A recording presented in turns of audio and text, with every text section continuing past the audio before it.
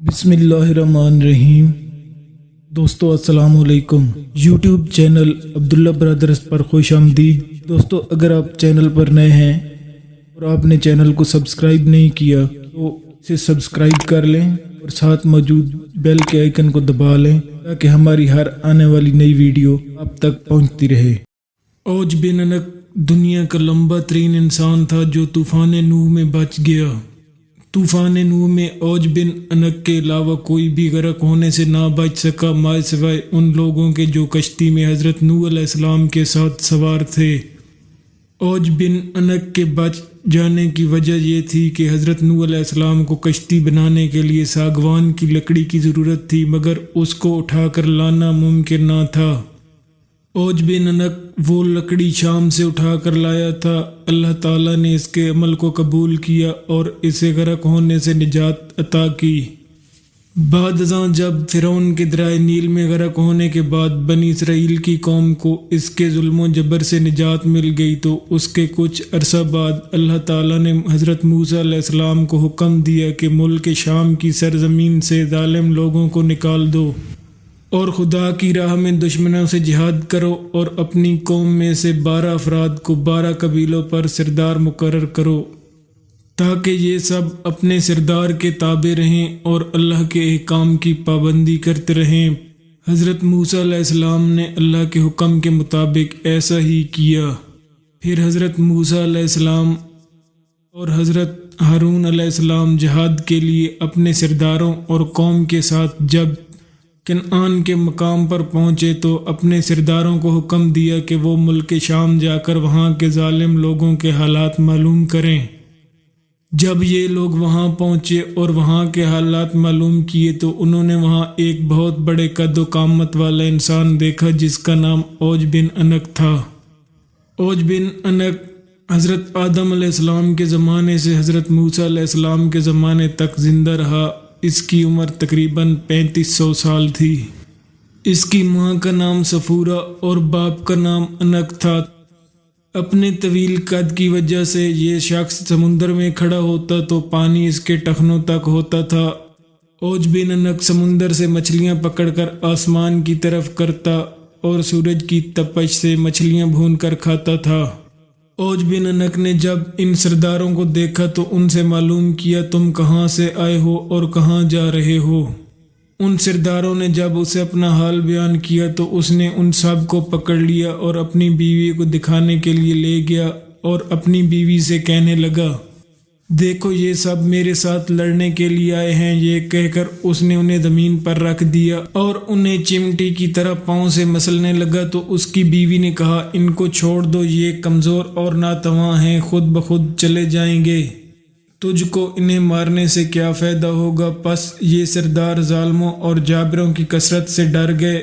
واپس آ کر انہوں نے ملک شام کی ساری باتیں اور دشمن کی قوت کے بارے میں حضرت موسیٰ علیہ السلام کو بتایا اور یہ بھی بتایا کہ وہاں کے پھل بہت بڑے ہیں، اگر ایک دانہ انار کا نکالیں تو آدمی سیر ہو جائے اور اگر انگور کا ایک دانہ کھایا جائے تو پھر دوسرا دانہ نہ کھایا جائے گا۔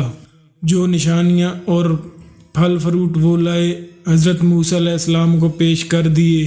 حضرت موسیٰ علیہ السلام نے اپنے سرداروں سے کہا کہ یہ باتیں اپنی قوم کے لوگوں کو مت بتانا کہ دشمن کی قوت کتنی ہے، کیونکہ یہ لوگ تو پہلے ہی بزدل ہیں اور جہاد سے بھاگ جائیں گے۔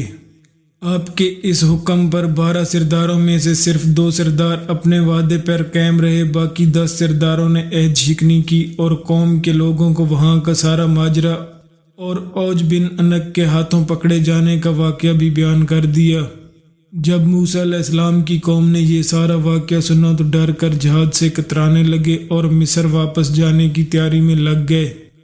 حضرت موسیٰ علیہ السلام نے اپنی قوم سے فرمایا اے لوگو تم جہاد سے مت گھبراؤ اور جہاد سے مت بھاگو، کیونکہ اللہ تعالیٰ نے وعدہ فرمایا ہے کہ میں تمہیں ان کافروں پر فتح دوں گا۔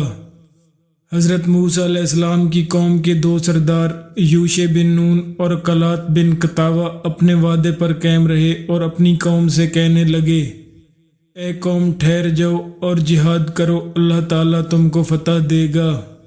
اور حضرت موسیٰ علیہ السلام نے وعدہ کیا ہے کہ اللہ تم کو ضرور فتح دے گا اور ان کو ہلاک کرے گا۔ جس طرح فرعون کو ہلاک کیا تھا۔ قوم نے کہا ہم ساری عمر وہاں نہیں جائیں گے، اے موسیٰ تو جان اور تیرا رب جا کر ان سے لڑو، ہم تو یہیں بیٹھے رہیں گے۔ حضرت موسیٰ علیہ السلام نے ان سے غصہ ہو کر ان کے لیے اللہ تعالیٰ سے بد دعا کی، جس کی وجہ سے شام کی فتح میں 40 سال کی تاخیر ہوئی۔ اس مدت میں بنی اسرائیل کے نافرمان لوگ جنگلوں میں بھٹکتے رہے۔ دوسری طرف حضرت موسیٰ علیہ السلام ہاتھ میں اپنا عصا لیے حضرت ہارون علیہ السلام کے ہمراہ ملک شام روانہ ہو گئے۔ حضرت موسیٰ علیہ السلام کی باغی قوم بنی اسرائیل نے واپس مصر جانے کا ارادہ کیا۔ تمام رات چلتے رہے، مگر جب صبح ہوئی تو دیکھا کہ جہاں سے روانہ ہوئے تھے اب تک وہیں موجود ہیں۔ وہ سمجھے کہ حضرت موسیٰ علیہ السلام کی بد دعا سے یہ حال ہوا ہے۔ تب یوشع بن نون نے ان سے کہا کہ اس میدان میں ٹھہر جاؤ اور صبر کرو اور استغفار پڑھو جب تک حضرت موسیٰ علیہ السلام شام فتح کر کے واپس نہ آ جائیں۔ بنی اسرائیل کے قوم کے 6 لاکھ افراد حضرت موسیٰ علیہ السلام کی بد دعا سے 40 سال تک اس جگہ سے نہ نکل سکے۔ اس جگہ کا نام طیہ ہے، جو فلسطین، اردن اور مصر کے درمیان ایک میدانی علاقہ ہے۔ حضرت موسیٰ علیہ السلام جب اوج بن عنق کے شہر کے نزدیک پہنچے تو لوگوں کی ہیبت ناک شکلیں دیکھ کر ڈرے اور اللہ تعالیٰ کی مدد مانگ کر آگے بڑھے۔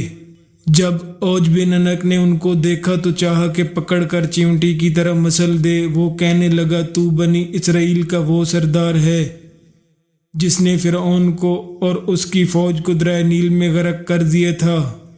یہ کہہ کر اس نے حضرت موسیٰ علیہ السلام پر حملہ کر دیا۔